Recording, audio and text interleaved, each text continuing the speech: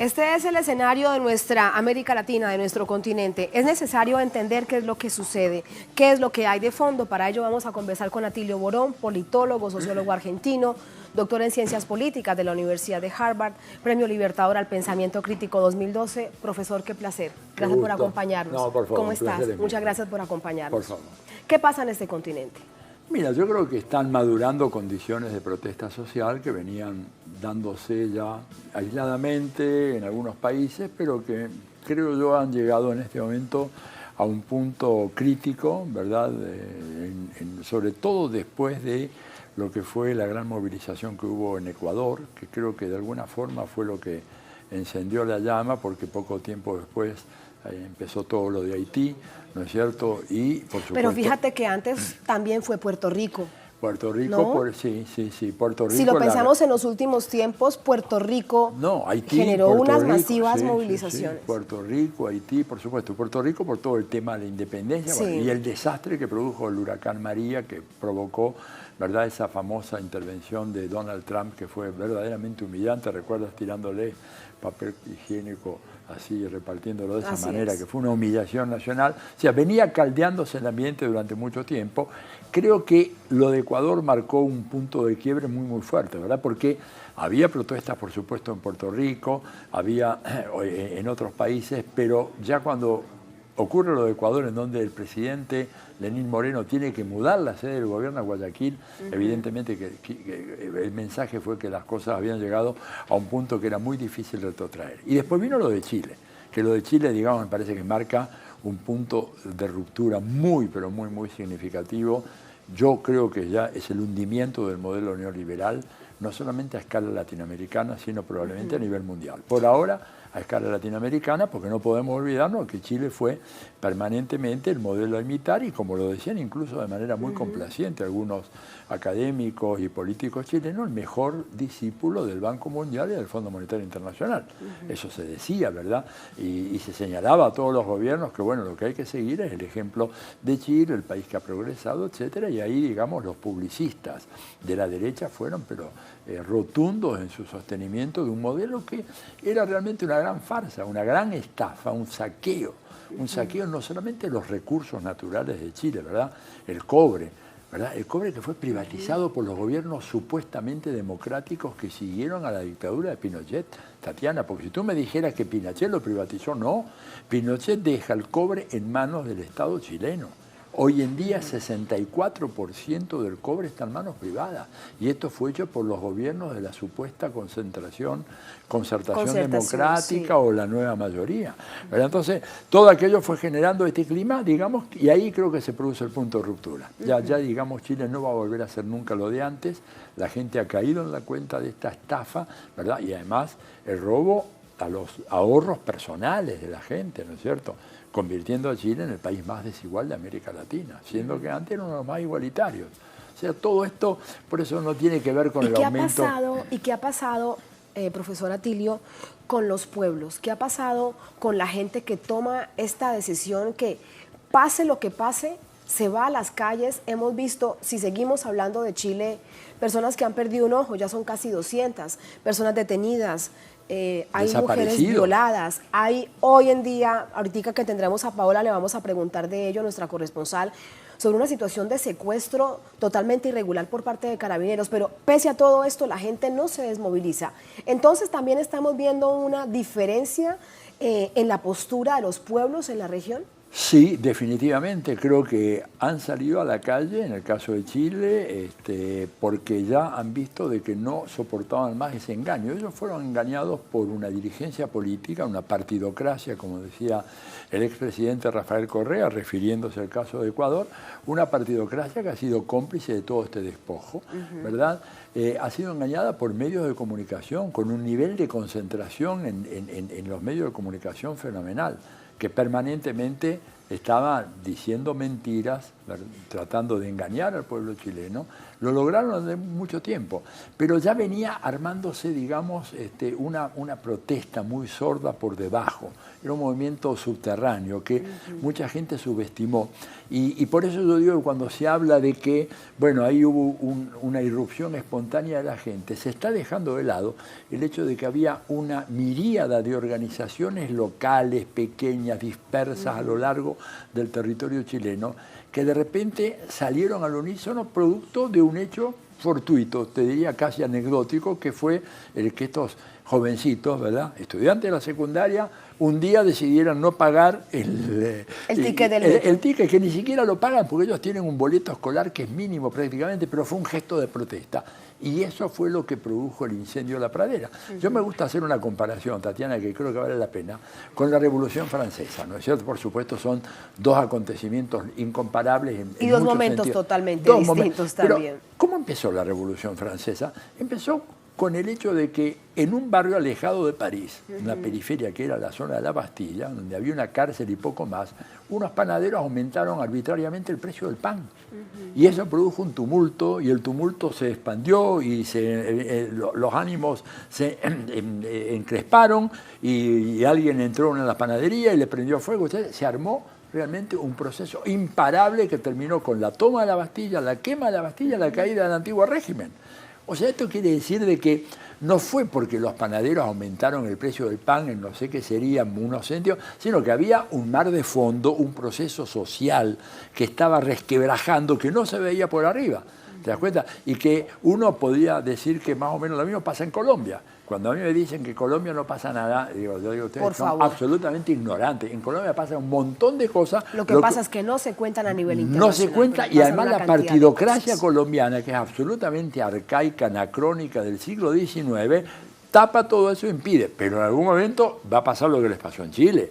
En Chile también aquello parecía, fíjate, la arrogancia de los pinochetistas y la derecha dijeron, todo esto está muy bien amarrado, la Constitución no hace lugar a ningún desvío. La Constitución la va a hacer esta gente que está en la calle ahora. No la llamó la señora Bachelet, siendo que fue su promesa de campaña. En el segundo gobierno fue promesa de campaña. Promesa de campaña, la incumplió, ¿verdad? Ahora la van a hacer estos, y va a ser mucho mejor, ¿verdad? Entonces yo creo que hay que tener en cuenta de que hay acontecimientos que son detonantes. El detonante fue estos chiquilines que saltaron los molinetes y entraron al metro. Pero eso no es lo que faltaba. Si la situación hubiera estado tan buena, no se hubiera producido.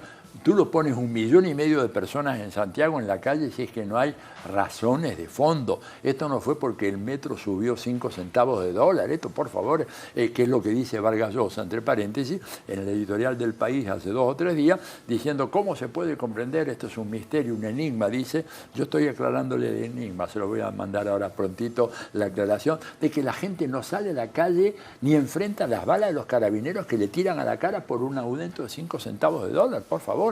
Es por el hecho de que esta gente fue estafada. Claro. Esta gente pagó 30 años una jubilación y cuando fue a cobrar le daban menos de la mitad de lo que le habían prometido.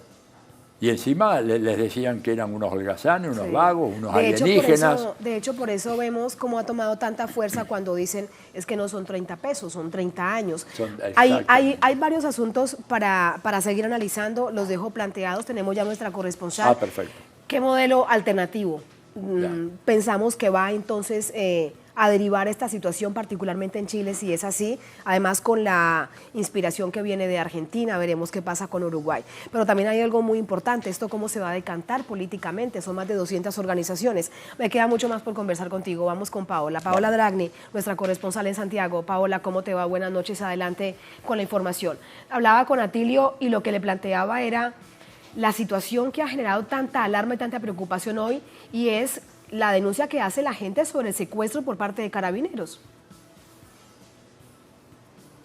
Así es, Tatiana, nosotros recorrimos 2 de los puntos donde se realizaron estos secuestros que el general Rosas, a cargo de la institución, ha justificado en una brevísima entrevista que dio, diciendo que es un procedimiento que es legal, que hay cuerpos de inteligencia destinados para esto y que particularmente la detención que vimos de este furgón blanco había sido autorizada incluso porque hay cámaras de seguridad donde se detecta a esta joven acompañada de un hombre haciendo algún rayado o algún destrozo a la propiedad privada. Una norma legal que autoriza hacer este tipo de detenciones, pero que sin duda en la calle recuerdan y reviven el trauma de la dictadura, cuando a las personas se les detenía de esa forma y no se sabía el destino. De la chica que metieron a este furgón blanco hay un rumor de que se llamaría Cristina Martínez, pero hasta esta hora no se sabe nada respecto de si es realmente su nombre, dónde está, si fue a control de detención o no. Queremos conocer un poco los detalles justamente de cómo opera, de cómo en Chile entonces el secuestro de esta naturaleza es legal. Estamos con Cristian Cruz, que nos recibe a esta hora, abogado de derechos humanos. Cristian, entonces estamos hablando de que en Chile hay secuestro legal. Bueno, obviamente hay que tomarlo de quien viene, un general director que no reconoce la pluralidad de delitos y crímenes perpetrados por funcionarios bajo su subordinación y que incluso dice que efectivamente se han cometido algunos de estos delitos en un margen aceptable. Ningún delito es aceptable, mucho menos perpetrado por funcionarios públicos, por la policía, ya sea civil o uniformada, en este caso uniformada.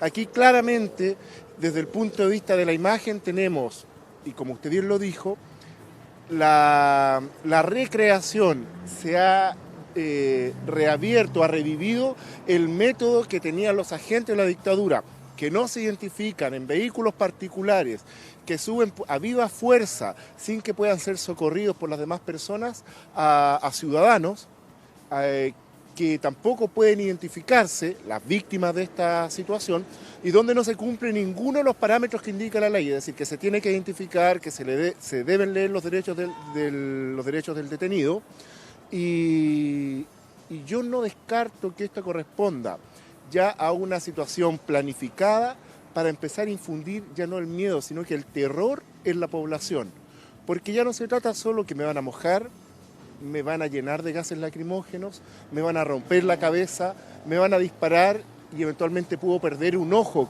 que es lo que está haciendo o lo que está sucediendo producto de los disparos de carabineros, sino que además estamos bajo el temor que funcionarios de civil nos detengan, nos secuestren sin que se sepa nada y que más encima la máxima autoridad diga que todo esto es legal, normal y aceptable, con un silencio cómplice de la autoridad política o civil del país, como es la Presidencia de la República y el Ministerio del Interior. Y además, Tatiana, mucho se ha discutido sobre la violación, si es sistemática, la violación de derechos humanos o no, pero lo cierto es que la filtración de los documentos de Carabineros de Chile da cuenta de una persecución a los dirigentes y hemos visto en años anteriores, Cristian, este tipo de detenciones también, no en este contexto de estallido social, o sea, es una práctica.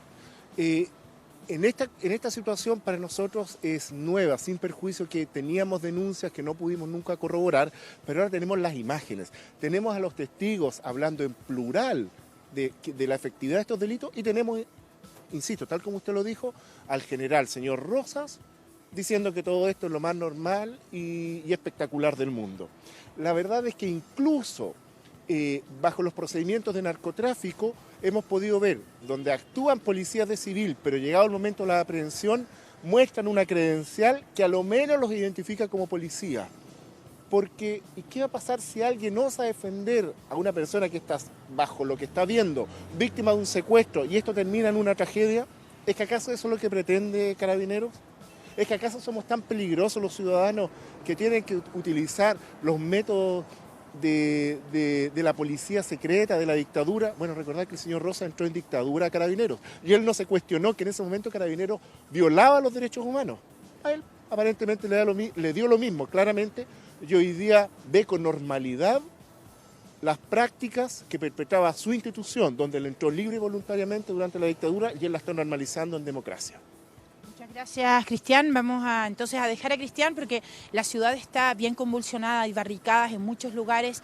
Una respuesta de la gente, hoy día pudimos ver muchísimas imágenes de carabineros disparando directamente a la gente bombas lacrimógenas, y también hay reportes de que habrán usado o al menos sacaron armas de fuego en la zona del barrio Alto, el barrio Elegante, Providencia, donde se trasladó parte de la movilización.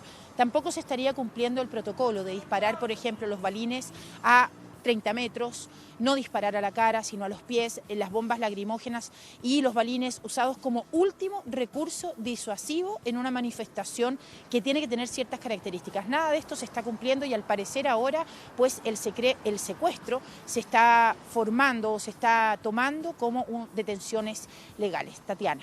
Gracias, Paola. Ahí la situación. Gracias por entregarnos esos detalles. Ahí está el panorama.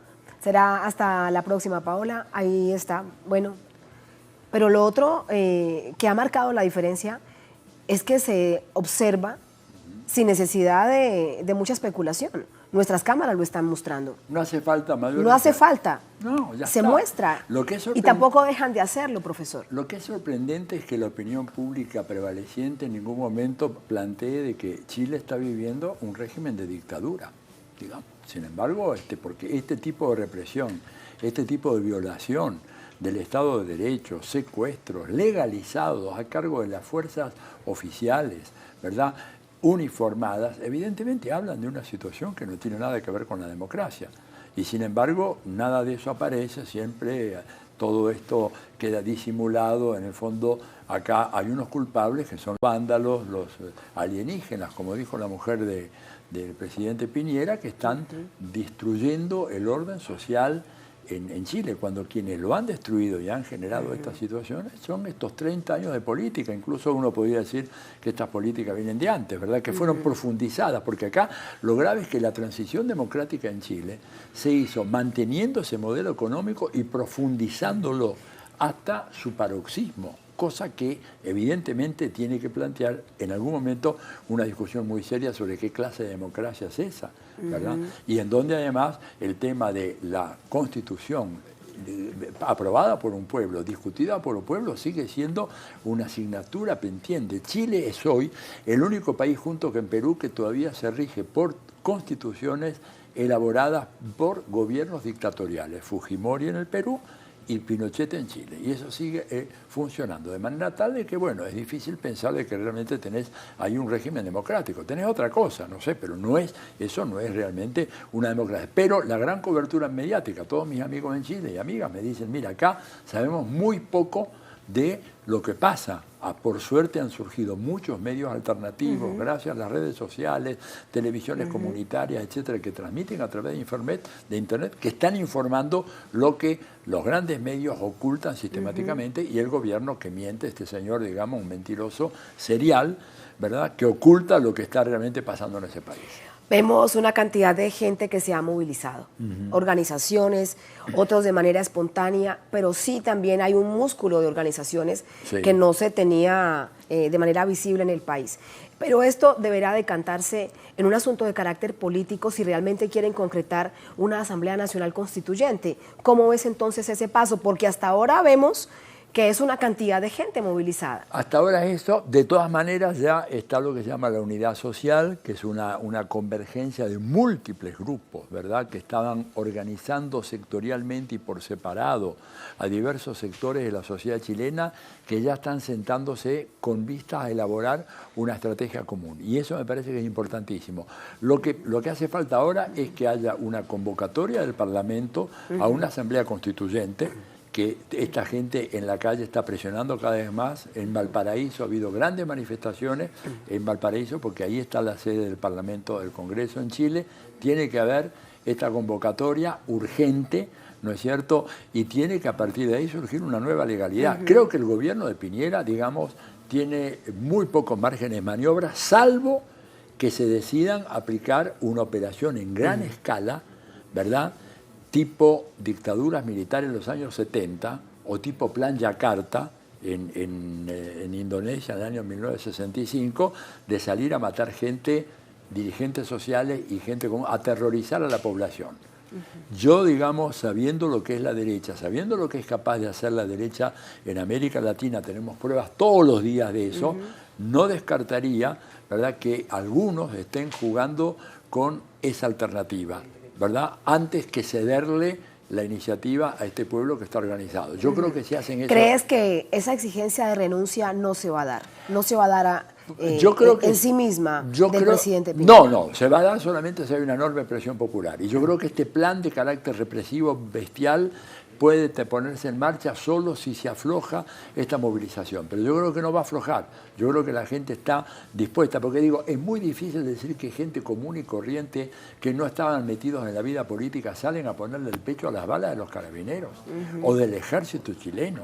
Esto quiere decir que hay una convicción muy fuerte. Y si esto se sostiene una semana, 2 semanas más, de hecho el presidente Piñera no va a poder seguir gobernando, ya no va a tener condiciones, su propia coalición, su propio partido se está trizando ante esto porque todos quieren salvar el pellejo, todos quieren asegurarse un lugar en el proceso post-neoliberal que se viene en Chile, en el proceso auténticamente post-dictadura que todavía no empezó.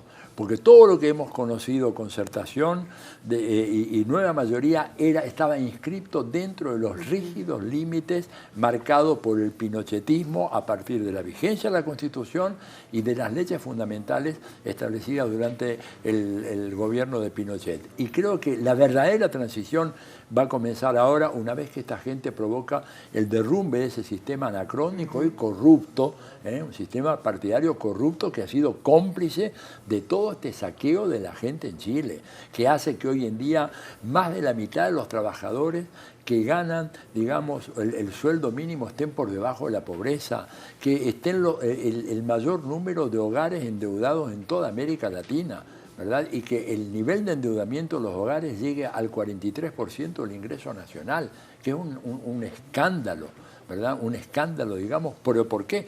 Porque tienes que pagar la salud, que aunque sea pública tienes que pagarla. Tienes que pagar la educación, que aunque sea pública la pagas.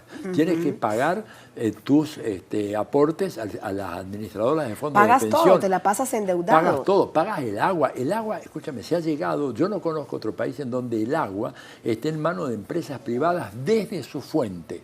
O sea, es ilegal si tú vas en los Andes a un manantial y tratas de canalizar parte de esa agua para una pequeña finquita, una parcela que tengo en campesino, viene la empresa que es propietaria del agua desde su fuente.